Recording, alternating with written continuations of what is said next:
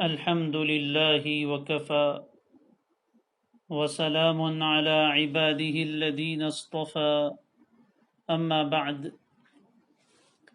أعوذ بالله من الشيطان الرجيم بسم الله الرحمن الرحيم وإلهكم إله واحد لا إله إلا هو الرحمن الرحيم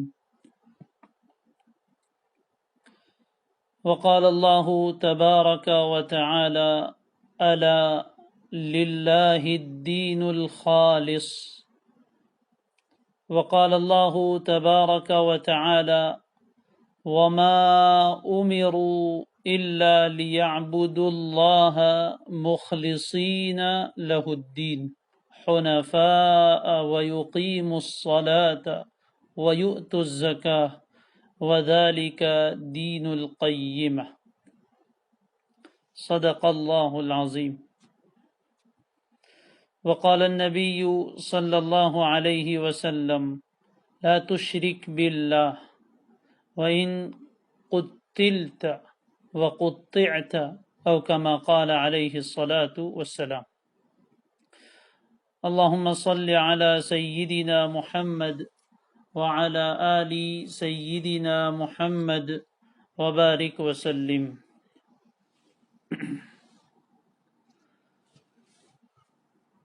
بہت ہی احترام کے قابل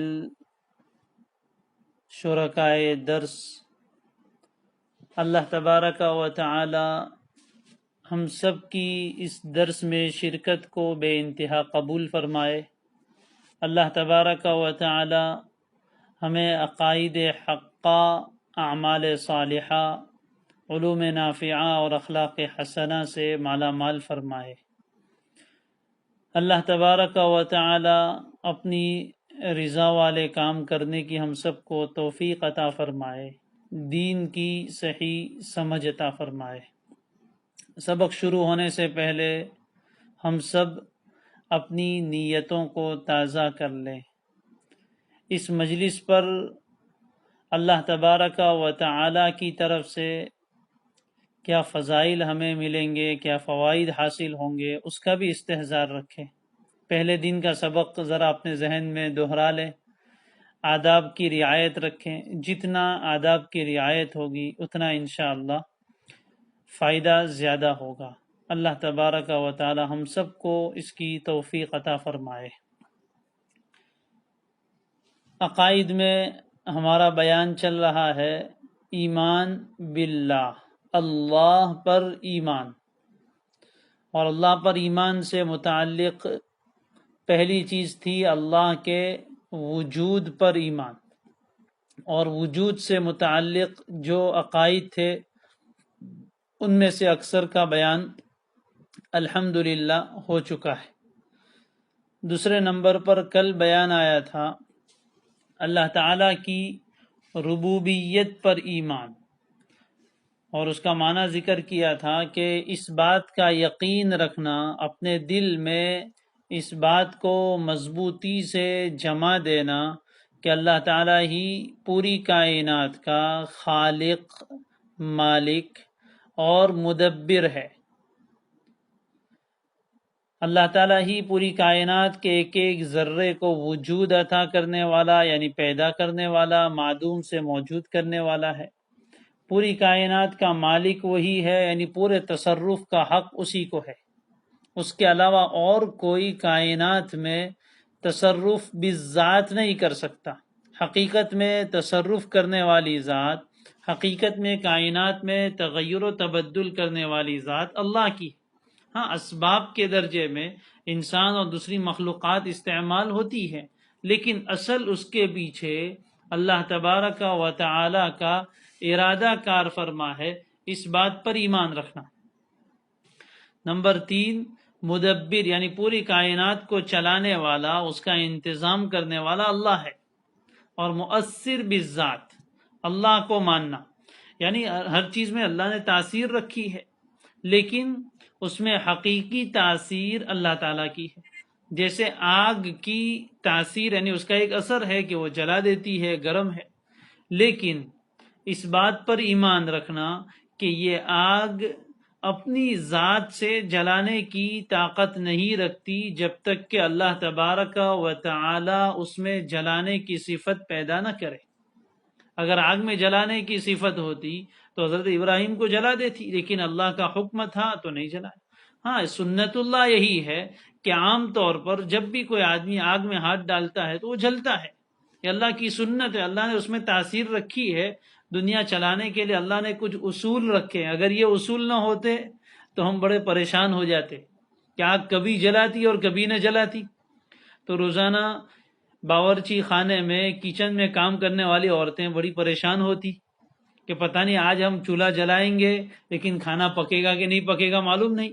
لیکن اللہ کی سنت یہ ہے، لیکن اس پر ہمارا ایمان ہے کہ یہ آگ اپنی ذات سے نہیں جلاتی، بلکہ اس میں تاثیر اللہ جب پیدا کرتے ہیں تب وہ جلاتی۔ یہ الگ بات ہے کہ عام طور پر اللہ کی سنت یہ ہے کہ جب بھی آگ جلائی جائے گی تو اس میں جلنے کی صفت پیدا ہوتی ہے۔ اسی طرح کھانا انسان کھاتا ہے تو اس میں ہمیں یوں نظر آتا ہے کہ کھانے سے بھوک ختم ہو گئی، تو ہم ظاہری نظر میں یہ سمجھتے ہیں کہ کھانا بھوک مٹاتا ہے، لیکن ایمان یہ ہے کہ اس کھانے میں بھوک مٹانے کا اثر اللہ تبارک و تعالی نے پیدا فرمایا ہے۔ اسی طرح ہر چیز میں اسباب سے اوپر اٹھ کر نظر مسبب الاسباب تک پہنچ جائے، ظاہری تاثیر سے ہٹ کر نظر حقیقی تاثیر تک پہنچ جائے، تو یہ اصل کمال ہے۔ یہ ہے توحید ربوبیت، ایک اللہ کو رب ماننا۔ یہ جو ہمارے یہاں جملہ مشہور ہے کہ اللہ کے سوا کچھ نہیں ہو سکتا، اس کا معنی یہ ہے کہ ہر چیز آگ جلانے میں اللہ کے حکم کی محتاج، پانی پیاس بجھانے میں اللہ کے حکم کا محتاج، چھری کاٹنے میں اللہ کے حکم کی محتاج۔ یہ ہے ربوبیت، اللہ ہی کا اثر۔ تو بہرحال یہ تو کل بیان ہوا تھا، یہ بھی صرف رب ایک ہے اور کوئی رب نہیں، توحید ربوبیت یعنی ایک رب کو ماننا۔ پہلے ہم نے توحید ذات کو مانا کہ اللہ کی ذات ایک ہے، توحید کا معنی ایک ہونا۔ اب آگے آج بیان ہے تیسرے نمبر پر اللہ تبارک و تعالی کی الوہیت کا بیان، اللہ تعالیٰ کی الوہیت پر ایمان۔ الوہیت کا معنی معبود ہونا، الہ ایک لفظ سنا ہے، لا الہ الا اللہ، ہم کلمہ پڑھتے ہیں لا الہ، یہ الہ کے معنی ہے معبود، اسی سے الوہیت آئی، الوہیت یعنی عبادت۔ تو اللہ تعالیٰ کی الوہیت پر ایمان یعنی ایک اللہ ہی کو الہ اور معبود برحق ماننا، سچا معبود صرف ایک اللہ ہی ہے، اس بات کو ماننا یہ ہماری بنیاد ہے، اس کو حقیقت میں کہتے ہیں توحید۔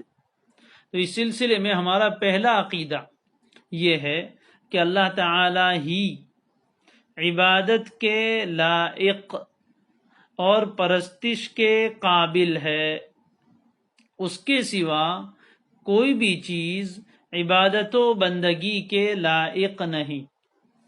یہ عقیدہ اللہ تعالی ہی عبادت کے لائق ہے اور وہی پرستش کے قابل ہے، عبادت کے لائق وہی پرستش کے قابل ہے۔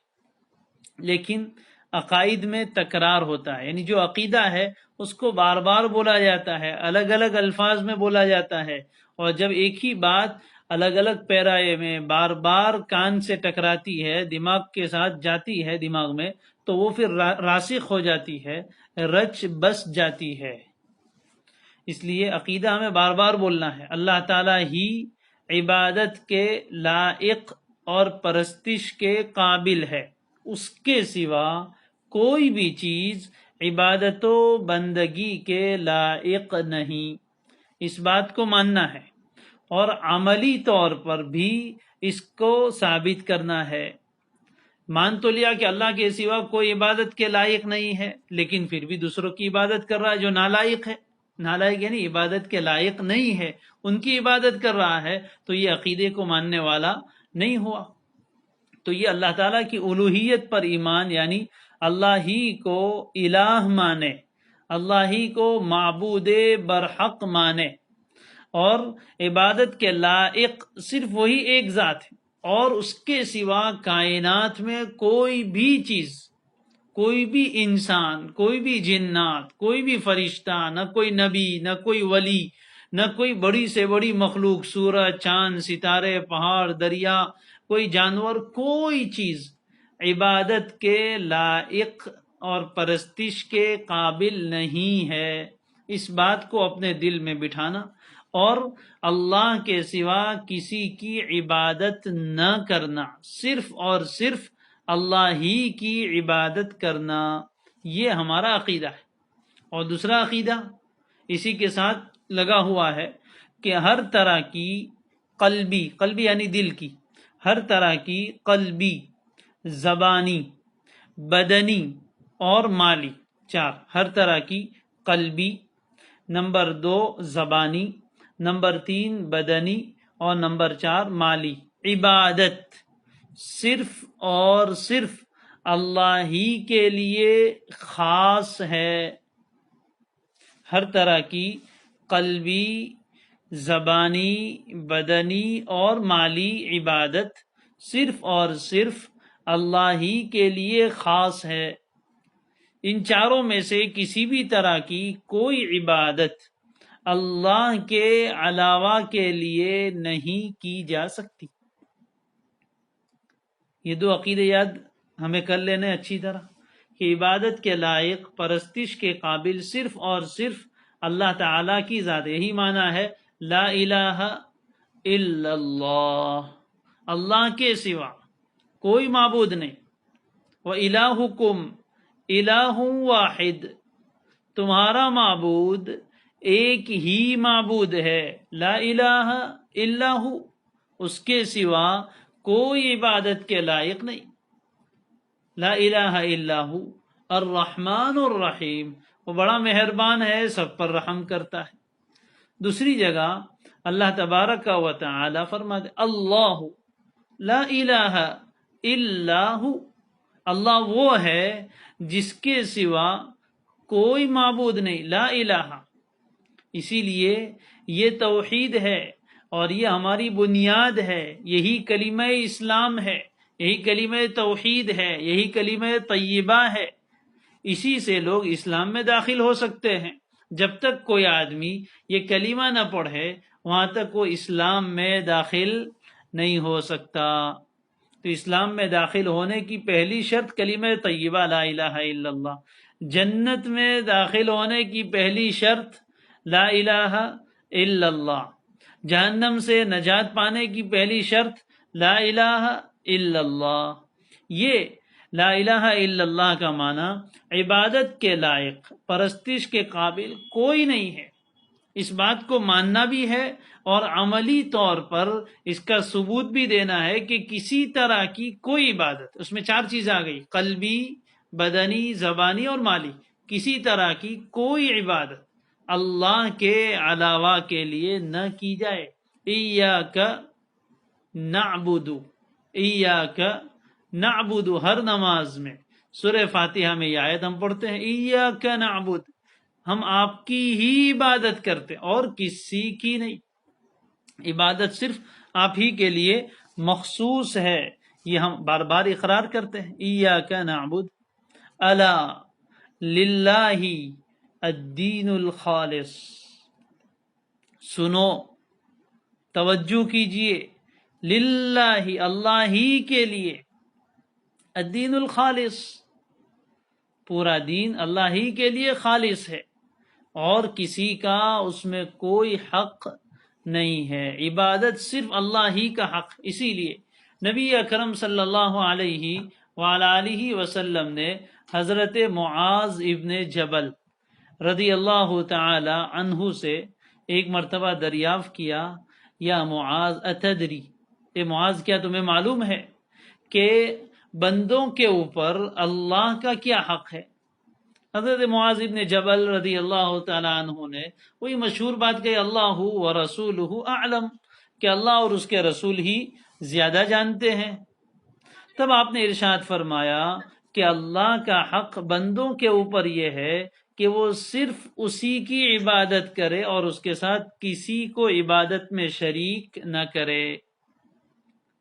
پھر فرمایا کہ معاذ جانتے ہو کہ جب بندے اللہ کا یہ حق ادا کر دیں تو اللہ کے اوپر بندوں کا کیا حق ہے؟ وہی جواب دیا اللہ و رسولہ عالم، اللہ اور اس کے رسول زیادہ جانے۔ تو فرمایا کہ جب بندے اللہ کا یہ حق ادا کرے تو اللہ کے ذمے بندوں کا حق یہ ہے کہ وہ ان کو جنت میں داخل فرما دے۔ تو یہ بنیاد ہے، یہ عقیدہ ہے کہ کوئی عبادت کے لائق نہیں، کوئی پرستش کے قابل نہیں، کوئی بھی چیز، کائنات کی کوئی چیز، نہ کوئی فرشتہ، نہ کوئی نبی، نہ کوئی ولی، نہ کوئی زندہ، نہ کوئی مردہ، نہ سورج، نہ چاند، نہ ستارے، نہ کوئی پہاڑ، نہ دریا، نہ ندی، نہ کوئی جانور، نہ گائے، نہ کوئی اور چیز، کوئی چیز عبادت کے قابل نہیں ہے۔ اور عبادت کے قابل نہیں ہے تو اس لیے ہم نے کیا کہا کہ ہر طرح کی عبادت اللہ ہی کے لیے خاص ہے، اور ہر طرح کی عبادت یعنی قلبی عبادت بھی آ گئی، زبانی عبادت بھی آ گئی، بدنی عبادت بھی آ گئی، اور مالی عبادت بھی آ گئی۔ ہر طرح کی عبادت اللہ ہی کے لیے خاص ہے۔ اب جب بات یہاں تک پہنچی تو سوال یہ ہے کہ عبادت کسے کہتے ہیں؟ انشاءاللہ اس کا جواب ابھی آ رہا ہے۔ تو ایک ہوئی توحید ربوبیت جس کا ہم نے کل بیان کیا تھا کہ رب صرف اکیلا اللہ ہے، اور ایک ہے توحید الوہیت یعنی معبود بھی صرف اکیلا اللہ۔ اب پہلی جو چیز ہے توحید ربوبیت، اس کے زیادہ لوگ منکر نہیں ہیں، مانتے ہیں سب۔ کل میں نے ذکر کیا تھا مشرکین سے، کافروں سے بھی پوچھو کہ کس نے بنایا تو کہتے ہیں اللہ، اوپر والے نے، وہ اپنے اپنے حساب سے نام لیتے ہیں۔ وہ جن معبودوں کی وہ عبادت کرتے ہیں انہیں وہ رب نہیں مانتے۔ ہاں کچھ مشرکین وہ ہیں جو جزوی اختیارات ان کے لیے سمجھتے ہیں کہ یہ فلاں روزی کا بھگوان ہے، اور یہ فلاں اس کا بھگوان ہے، یہ فلاں اس کا ہے، کچھ تصرفات مانتے ہیں، لیکن پیدا کرنے والا اور چلانے والا وہ اس کو نہیں مانتے، لیکن عبادت ان کی کرتے ہیں۔ تو نجات کا دار و مدار توحید الوہیت پر ہے، صرف رب مان لینا اور یوں کہنا کہ آسمان و زمین کو بنانے والا اوپر والا ہے، اس سے نجات نہیں ہوگی۔ پھر عبادت بھی کسی کی نہیں، اس لیے کہ جو آدمی توحید ربوبیت کو مانے یعنی ایک اللہ ہی کو رب مانتا ہے، اس کے لیے توحید الوہیت کو ماننا لازم ہے۔ جب بنانے والا وہ، چلانے والا وہ، سب کچھ کرنے والا وہ، تو عبادت پھر کسی اور کی کیوں کی جائے؟ یہ بات سمجھ سے باہر ہے، عقل سے باہر ہے کہ جس نے کچھ نہیں کیا، فَمَن يَخْلُقْ كَمَن لَا يَخْلُقْ۔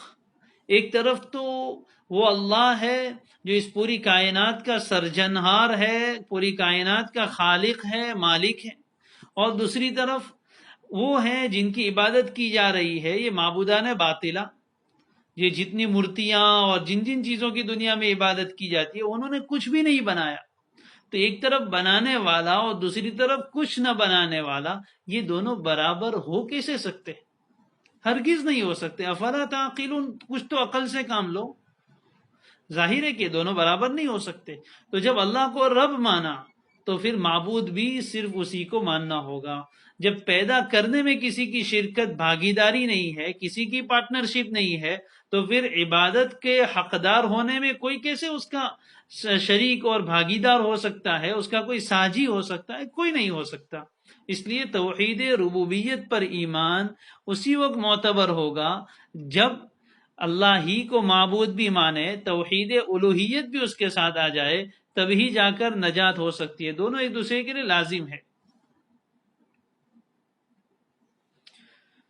جی اب آگے ہم دیکھتے ہیں کہ عبادت کسے کہتے ہیں۔ انشاءاللہ یہ جو 4 باتیں بتائی ہے، قلبی عبادت، مالی عبادت، بدنی عبادت، زبانی عبادت، اس کی تفصیل بھی آ رہی، تھوڑا سا صبر کیجئے، انشاءاللہ ابھی آئے گا۔ پہلے تو ہم یہ سمجھتے ہیں کہ عبادت کسے کہتے ہیں۔ عبادت بولتے تو بہت ہے، لیکن عبادت کا معنی کیا ہے، لغوی معنی کیا ہے، اور شریعت کی زبان میں عبادت کسے کہتے ہیں؟ یہ ہماری زندگی کا مقصد ہے۔ وَمَا خَلَقْتُ الْجِنَّ وَالْإِنسَ إِلَّا لیعبدونی، اللہ فرماتے میں نے جنات اور انسان کو پیدا ہی اس لیے کیا ہے تاکہ وہ میری عبادت کرے. تو عبادت یہ تو ہماری زندگی کا مقصد ہے. عبادت ہے عربی زبان کا لفظ، ہم اپنے آپ کو عبداللہ کہتے اللہ کا بندہ ہے، اور عبادت کا ترجمہ کبھی کر لیتے ہیں بندگی، فارسی میں بھی ترجمہ ہے، اور اردو میں ترجمہ کرو تو غلامی کی زندگی، اس کو کہتے ہیں عبادت. اللہ نے اس کا حکم بھی دیا، یا ایھا الناس اعبدوا ربکم، اے لوگو تم اپنے رب کی عبادت کرو. تو عبادت رب کی جائے گی. تو عبادت کسے کہتے ہیں یہ سب سے پہلے سمجھ لیتے ہیں. تو عبادت کا لغوی معنی، عبادت کا لغوی معنی ہے انتہائی عاجزی اور ذلتی اختیار کرنا. انتہائی عاجزی اور ذلتی اختیار کرنا، اپنے آپ کو انتہائی درجے میں جھکا دینا، اپنے آپ کو انتہائی درجے میں جھکا دینا، اپنے آپ کو کسی کے سامنے انتہائی درجے میں عاجز ٹھہرانا، محتاج اور بے کس اور بے بس بنا دینا. یہ ہے عبادت. انتہائی درجے کی عاجزی، انتہائی درجے کی ذلتی اور محتاجگی سے کسی کے ساتھ پیش آنا، اس کو کہتے ہیں عبادت. عربی زبان میں اس راستے کو بولتے ہیں جس پر لوگ کثرت سے چلتے ہو. ظاہر ہے کہ جس راستے پر لوگ چلتے ہیں اس کو لوگ اپنے پیر سے روندتے ہیں، اور جس پر پیر رکھا جائے اسی کو کہتے ہیں ذلتی. بولتے ہیں پیر کے نیچے مسل دوں گا، اس کا مطلب کیا کہ اس کی انتہائی درجے کی ذلیل اس کو کریں گے. تو طریق معبد اس راستے کو کہتے ہیں جس پر کثرت سے لوگ چلتے ہو. ظاہر ہے کہ جتنے لوگ چلیں گے اتنا وہ زمین کو روندیں گے، تو وہ زمین کیا ہوگی؟ ذلیل ہوگی. تو وہاں سے یہ لفظ نکلا ہے عبادت. تو عبادت کے معنی انتہائی درجے کی عاجزی اور ذلتی اور محتاجگی اختیار کرنا، اور اللہ تعالیٰ کے ساتھ اس کے ذریعے سے پیش آنا. چونکہ عبادت میں بھی ہم اللہ تعالیٰ کے سامنے اپنی عاجزی ظاہر کرتے ہیں، اپنی ذلتی ظاہر کرتے ہیں، اور انتہائی درجے کی ذلتی. چنانچہ آپ دیکھیے سجدہ، یہ انتہائی درجے کی عاجزی اور ذلتی کی علامت ہے. سجدے میں ہم کیا کرتے ہیں؟ انسان کے جسم کا سب سے زیادہ عزت و شرافت والا عضو اس کی پیشانی اور ناک ہے. بولتے رہتے ہم ناک کٹ گئی، ناک رگڑوا دی، یہ بولا جاتا ہے اپنے محاورے میں بھی. انسان اللہ کی عبادت کرتے ہوئے سجدہ یہ عبادت کا سب سے اعلیٰ ترین مقام ہے، اس لیے کہ سجدے میں ہم اللہ کے سامنے اپنی پیشانی اور اپنی ناک دونوں رکھ کر رگڑتے ہیں. یہ اللہ کے سامنے اپنی عاجزی اختیار کرتے. اس لیے نماز افضل ترین عبادت ہے، اور نماز کا سب سے افضل رکن سجدہ ہے، اس لیے کہ اس میں انتہائی درجے کی عاجزی ہوتی ہے، اور اسی لیے بندہ سجدے میں اپنے رب سے سب سے زیادہ قریب ہوتا ہے.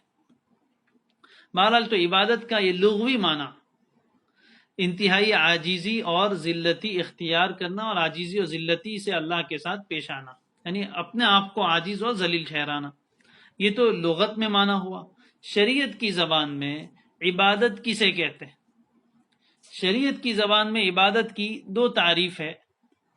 انشاءاللہ آپ کے سامنے وہ امیج بھی آئے گی. عبادت کے لیے شریعت میں دو تعریف علماء نے جو ذکر کی ہے، اس کا دو تعریف میں نے اختیار کی ہے. اس میں سے بڑے علماء نے یہ تعریف ذکر کی ہے. پہلی تعریف، معبود کو، معبود یعنی جس کی عبادت کی جائے، معبود کو قولاً، فعلاً اور عقیدتاً. کچھ الفاظ اگر آپ کو سمجھ میں نہ آئے تو تھوڑا صبر کیجیے، انشاءاللہ میں ہر لفظ کی وضاحت کروں گا.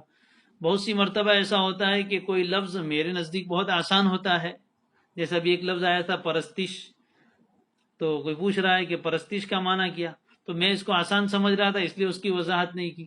لیکن انشاءاللہ اگر کسی کو سمجھ میں نہ آیا ہے تو پوچھ سکتے ہیں. البتہ چالو سبق میں اگر آپ اس طرح کامنٹس کریں گے تو تھوڑا ذہن یہ ہوتا ہے، سبق کے بعد وقت ملتا ہے، اس وقت آپ اس کو پوچھ لیا کریں. تو پرستش کا معنی بھی ہے عبادت کرنا، وہی ہے جو ایک ہی لفظ کے میں نے دو مترادف استعمال کیا، یعنی سملر لفظ استعمال کیے، پرستش کے قابل اور عبادت کے لائق۔ پرستش فارسی کا لفظ ہے، عبادت عربی کا لفظ ہے۔ بہرحال تو معبود یعنی جس کی عبادت کی جائے، معبود کو قولاً یعنی زبانی طور پر اس طرح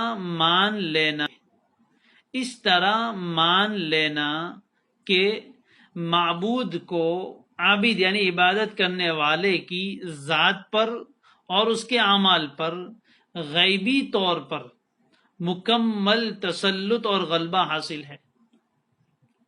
تسلط یعنی کسی کا مسلط ہو جانا، غلبہ تو سمجھتے ہیں غالب آ جانا ہر اعتبار سے۔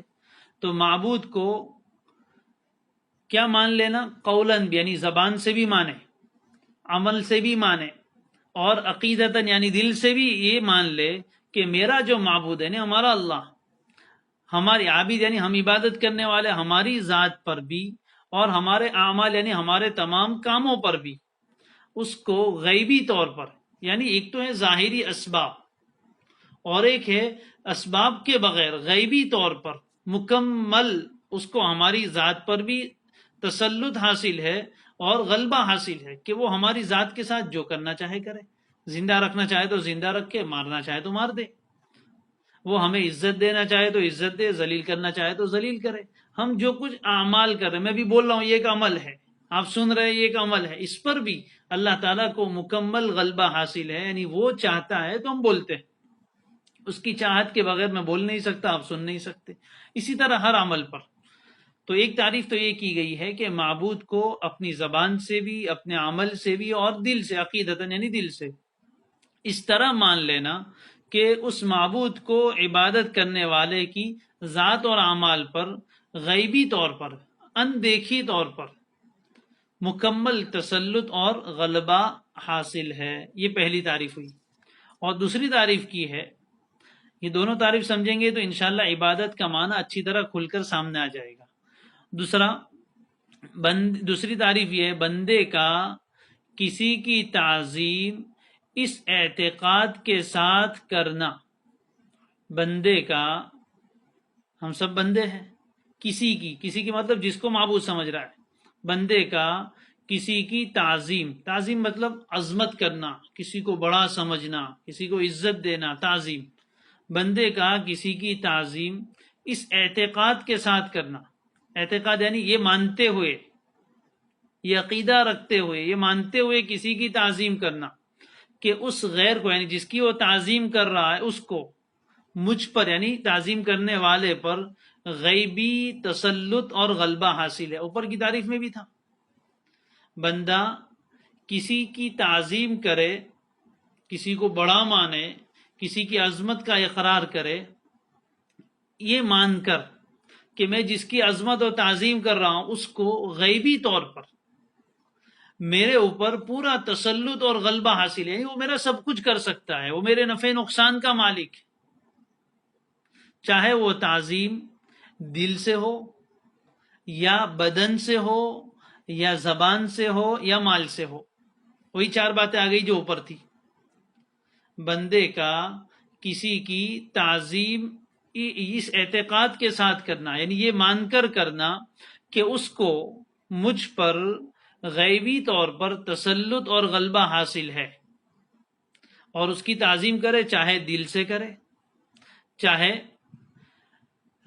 بدن سے کرے، چاہے زبان سے کرے، چاہے مال سے کرے، کسی بھی طرح ان چاروں میں سے کسی بھی چیز کے ذریعے سے کسی کی تعظیم یہ سمجھ کر کرے کہ اس کو مجھ پر پورے طور پر تسلط اور غلبہ حاصل ہے، تو یہ عبادت کی تعریف میں داخل ہے۔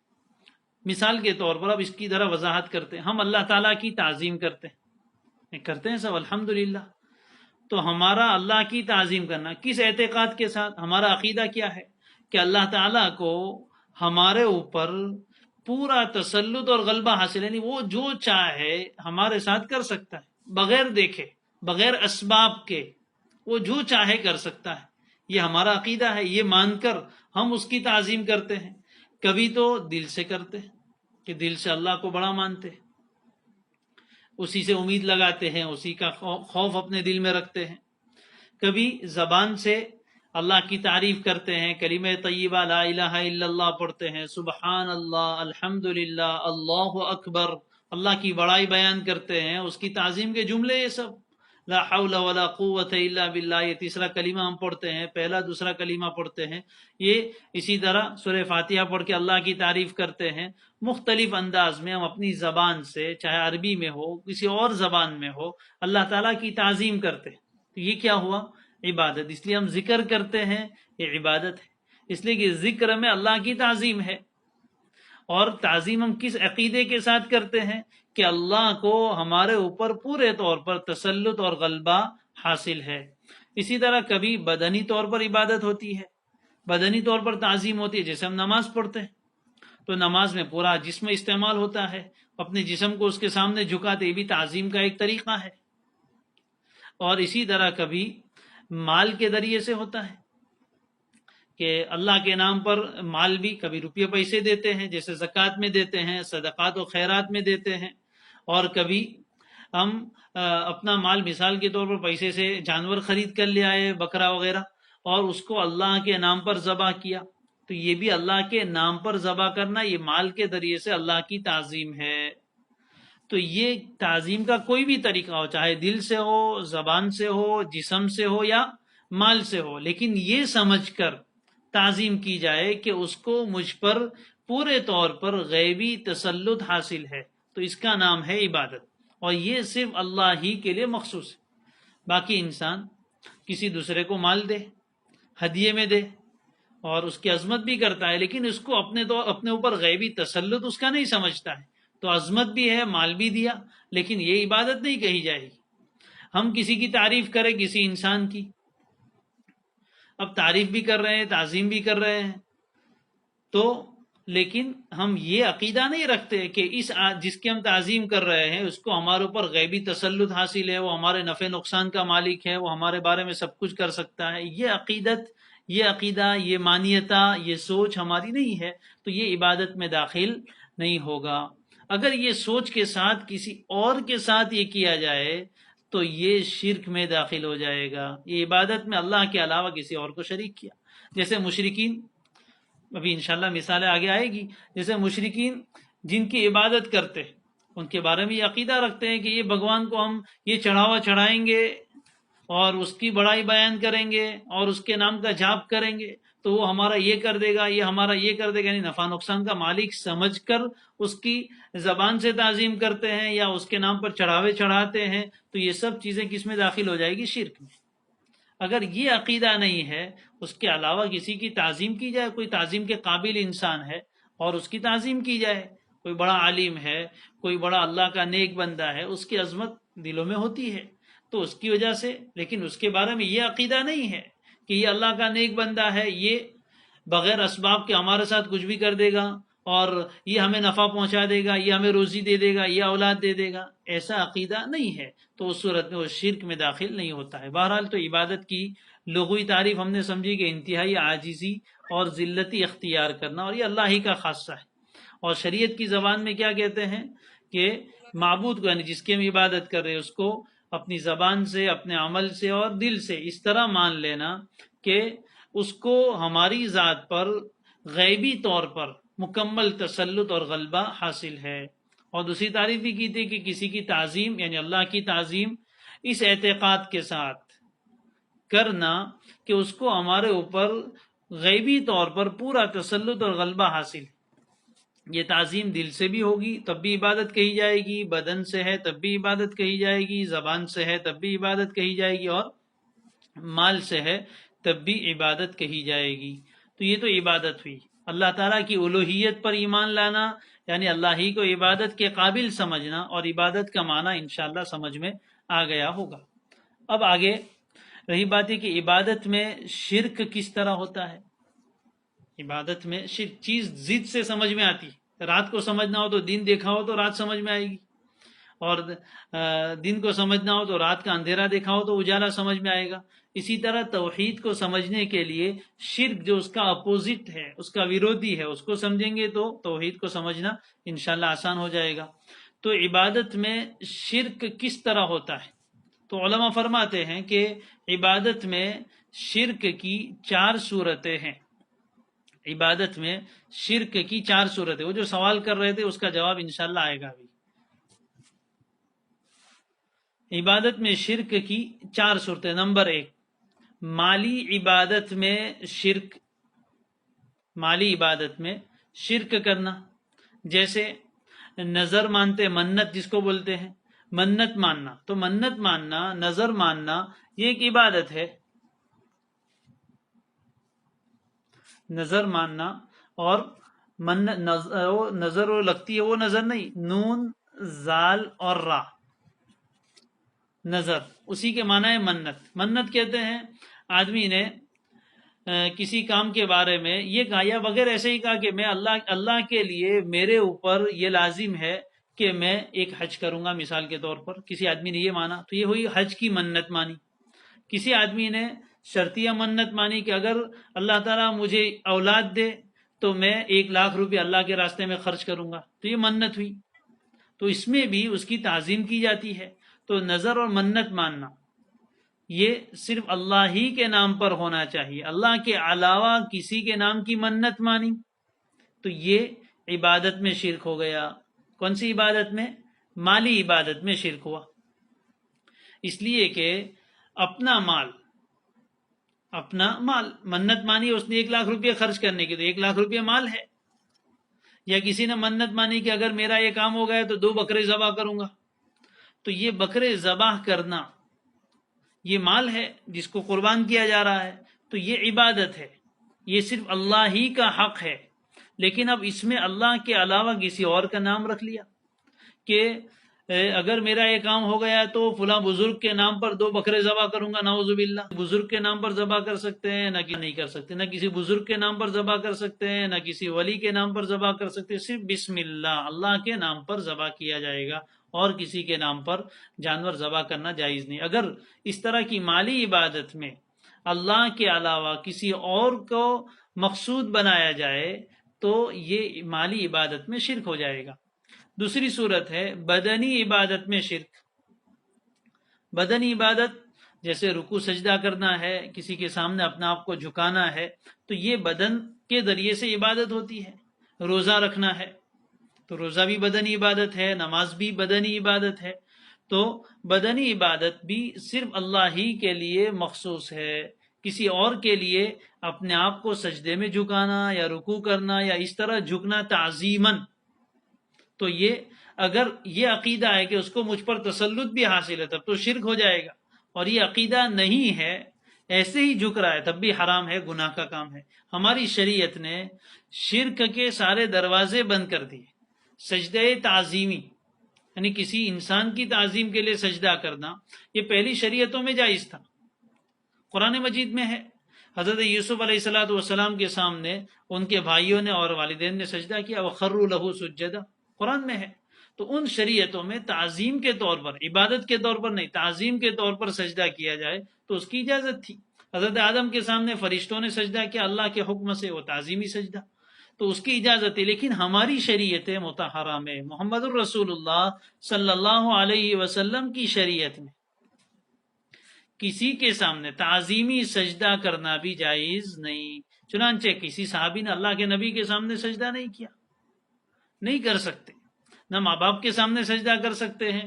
بیوی کے یعنی شوہر کے بارے میں بیوی کو فرمایا کہ اگر اللہ کے علاوہ کسی کے سامنے سجدہ کرنے کی اپنے شوہر کے سامنے، تو میں عورت کو حکم دیتا کہ وہ اپنے شوہر کے سامنے سجدہ کرے. لیکن ہماری شریعت میں اس کی بھی اجازت نہیں. عورت اپنے آپ کو شوہر کے سامنے بھی نہیں جھکا سکتی، اولاد والدین کے سامنے سجدہ نہیں. ان کی عزت، احترام، خدمت، تعظیم سب کر سکتے لیکن جھک نہیں سکتے.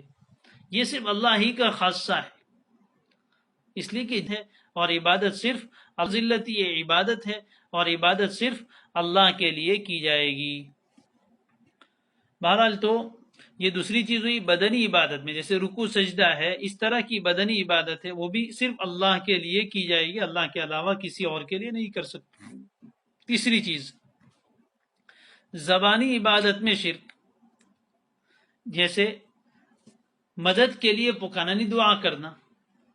تو دعا ایک تو ہے کسی کے ہیلپ لینا، کسی سے آپ یوں کہے کہ بھائی پلیز ہیلپ می، نیچے کوئی چیز گری آپ اس سے مانگ لے، تو یہ مدد لینا نہیں. کسی کو اسباب سے پرے ہٹ کر، اسباب سے ہٹ کر یہ سمجھنا کہ وہ بغیر اسباب کے بھی کر سکتا ہے، اور یہ سمجھ کر اس سے مدد مانگنا. جیسے ہم اللہ سے مانگتے ہیں تو اللہ تعالیٰ کو ہم کیا سمجھتے ہیں کہ وہ سارے اسباب میں سے کسی کا محتاج نہیں ہے. تو اس طرح کسی کو سمجھنا کہ یہ میرے سب کام بنا دے گا بغیر اسباب کے، اور یہ سمجھ کر اس کو مدد کے لیے پکارنا. جیسے یا اللہ مدد تو کہتے ہیں، لیکن اللہ کے علاوہ کسی اور کو مدد کے لیے پکارے، غوث کو پکارے، حضرت علی کو پکارے یا علی المدد یا غوث المدد، یا نعوذ باللہ کسی اور کو اس طرح مدد کے لیے پکارے کہ وہ یہاں ہے نہیں. ظاہر ہے کہ جو موجود نہیں ہے وہ کیسے مدد کرے گا، تو اسباب کے بغیر ہی مدد کرنا ہوا. تو اس کے بارے میں اس طرح اس کو پکارنا کہ تو میری ایسی مدد کر، جیسے ہم اللہ سے مدد مانگتے ہیں. تو یہ زبانی طور پر دعا مانگنے میں اور کسی اور سے اس طرح کی مدد مانگنے میں کسی کو پکارنا اللہ کے علاوہ کو، یہ زبانی عبادت میں شرک ہوا. چوتھی چیز قلبی عبادت میں شرک. قلبی عبادت نہیں، دل کی عبادت میں شرک. اس کا مطلب کیا ہوا؟ یعنی کسی سے اس طرح خوف اور امید رکھنا کہ اس کی ناراضگی اور خوشی سے ما فوق الاسباب نفع یا نقصان پہنچ جائے گا. سمجھاتا ہوں، یعنی کہ اللہ کے علاوہ کسی اور سے ایسا ڈرنا، ایسا خوف رکھنا کہ یہ اگر ناراض ہو گیا تو میرا بہت بڑا نقصان ہو جائے گا، اس لیے میں اس کو ناراض نہیں کر سکتا ہوں. یا اس کو اگر میں خوش کر دوں گا تو یہ میرے سب کام بنا دے گا، نفع پہنچا دے گا. اور اسباب سے ہٹ کر بہت سی مرتبہ انسانوں میں بھی ہوتا ہے، جیسے دنیا میں کسی کے مفادات کسی انسان سے وابستہ ہوتے ہیں. کوئی بڑا افسر ہے، کوئی آدمی اس کو ہدیہ دیتا ہے. ہدیہ کیا دیتا ہے؟ رشوت دیتا ہے کہ یہ رشوت سے خوش ہوگا اور میرا کام بنا دے گا. لیکن وہ سبب کے درجے میں ہے کہ اس کو یہ اختیارات حکومت کی طرف سے ملے ہوئے ہیں، تو یہ شرک نہیں ہے. لیکن اس کے علاوہ کسی اور چیز کو اس لیے پوجنا، اس لیے اس کو عبادت کرنا، اس کو راضی کرنے کی کوشش کرنا، جیسے یہ مشرکین ہے.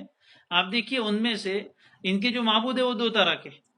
کچھ ایسے ہیں جن سے وہ ڈرتے ہیں کہ یہ ہمارا کچھ نقصان نہ پہنچائے. مثال کے طور پر ہنومان کی وہ پوجا کرتے ہیں، تو اس کے بارے میں ان کی سوچ یہ ہے کہ یہ بہت نقصان پہنچاتا ہے، اس لیے اس کو عبادت کر کے، اس کی پوجا کر کے اس کو خوش رکھو تو نقصان ہمیں نہ پہنچائے. اور بہت سے ان کے دیوی دیوتا ایسے ہیں جن سے نفع کی امید رکھتے ہیں کہ ان کے مندر میں جا کے چڑھاوا چڑھاتے ہیں، ان کے سامنے جھکتے ہیں، ہاتھ جوڑتے ہیں، کچھ بھجن گاتے ہیں، تو یہ مدد کرتے ہیں، نفع پہنچاتے ہیں، حالانکہ ان میں نفع پہنچانے کے، نقصان پہنچانے کا کوئی سبب نہیں ہے. تو اسی طرح اللہ کے علاوہ کسی اور کو کسی اور سے خوف رکھنا ایسا کہ وہ ناراض ہوگا تو ہمارا سب کچھ بگڑ جائے گا، اور وہ خوش ہو جائے گا تو ہمارا سب کام بن جائے گا، یہ دل کی عبادت میں شریک ٹھہرانا ہے. تو ہر طرح کے شرک سے ہمیں اپنے آپ کو بچانا ہے. عبادت میں 4 طرح کا شرک ہوتا ہے: مالی عبادت میں، بدنی عبادت میں، زبانی عبادت میں، اور قلبی عبادت میں. سب کی مثالیں بھی دی ہے. اس سبق کو ذرا اہمیت کے ساتھ اچھی طرح اپنے دل و دماغ میں بٹھا لیں. اگر سمجھ میں نہیں آئے تو ریکارڈنگ آئے تو دوبارہ سنیں. یہ عقائد بڑے اہم ہے، اور توحید یہ ہماری بنیاد ہے. انشاءاللہ توحید پر تو ایک دن اور آگے اس کے فضائل اور اس کی اہمیت پر انشاءاللہ اور ایک دن بیان کریں گے، اور اس کے مقابل شرک کتنی گھناؤنی چیز ہے اور کتنی بری چیز ہے اور کتنی خطرناک چیز ہے، کتنی خسیس اور ذلیل چیز ہے. اس پر بھی انشاءاللہ مستقل ایک دن ہم ذکر کچھ باتیں کریں گے. اسی طرح مومن کا اور مشرک، مومن کا مقام کیا ہے اور مشرک کی حیثیت کیا ہے، اس کو بھی سمجھائیں گے انشاءاللہ، تاکہ ہمیں اہمیت معلوم ہو. توحید ہماری سب سے بڑی بنیاد ہے. اللہ کی ذات میں بھی اس کا کوئی شریک نہیں، یہ توحید فی الذات ہے. اللہ کی صفات میں بھی اس کا کوئی شریک نہیں، یہ توحید فی الصفات ہے. اور اللہ کی عبادت میں بھی کوئی شریک نہیں، یہ توحید فی العبادہ ہے. اور اللہ جو کچھ تصرفات کرتا ہے اس میں بھی کوئی شریک نہیں، یہ توحید فی الافعال ہے. توحید ربوبیت بھی آ گئی سمجھ میں، توحید الوہیت بھی آ گئی، الگ الگ اعتبار سے تقسیم کی ہے. اسی طرح شرک کے اعتبار سے بھی علماء نے الگ الگ قسمیں بیان فرمائی ہے. اس کی ذات میں کچھ لوگ شریک ٹھہراتے ہیں کہ اللہ جیسا کسی اور کو مانتے ہیں، یا اللہ کی ذات میں کسی اور کو کچھ درجے کا حصے دار ٹھہراتے، جیسے اللہ 3 میں کا تیسرا ہے، حضرت عیسیٰ کو، حضرت مریم کو یا حضرت جبریل کو اللہ کے ساتھ شریک ٹھہراتے، تو یہ تمام شرک، یہ ان سب سے اپنے آپ کو بچانا ہے۔ باقی اور بھی عبادت میں شرک کی کچھ صورتیں ہیں، وہ انشاءاللہ آئندہ کل ذکر کریں گے۔ اللہ تبارک و تعالی اس سبق کو سمجھنا آسان فرمائے، توحید کو ہمارے دلوں میں راسخ اور مضبوط فرمائے۔ آمین۔ سبحان اللہ و بحمدہ، سبحانک اللہم و بحمدک، نشہد ان لا الہ الا انت ونستغفرک ونتوب الیک۔